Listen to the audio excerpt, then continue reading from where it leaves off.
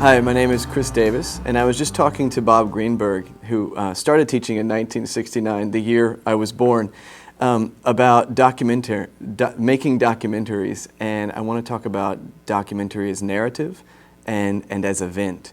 And so what I want to talk about is why do we document, and one would be more of an Reggio Emilia format of the teacher knowing the child better, of getting a chance to step back and see the perspective of child process and learning in a different way. And when you look at something through video or through photo, it enables a different form of empathy for the subject.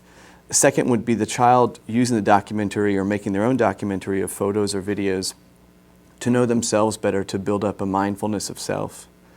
Third would be using it to be aware of a process.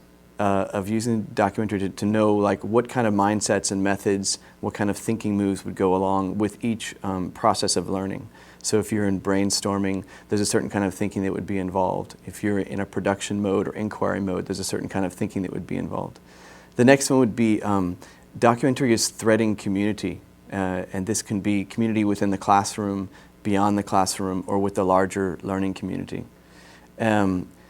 Documentary of capturing multimodal forms of thought, a kind of multiple intelligence of not just capturing written formats of children, but getting their thoughts through verbal expression or filming them actually in action doing things, or artwork, or different forms of, I guess what Reggio Emilia calls the 100 languages of children. Capturing sparks to then celebrate later. So if you're documenting in class, a million amazing things happen within a school each day. If we can capture some of those, bring them back to children and show them off, like this is what your possible future self looks like as a reader or as a learner. The creation of narrative and framing learning through narrative has a very powerful impact as well, and then celebrating those narratives as a community. And finally, documentation of discovering the new. Sometimes I was just talking to Bob about you're in a process and you're not really sure where it's going, and through documentation you'll discover seeds in the interstices of learning that you didn't know existed before.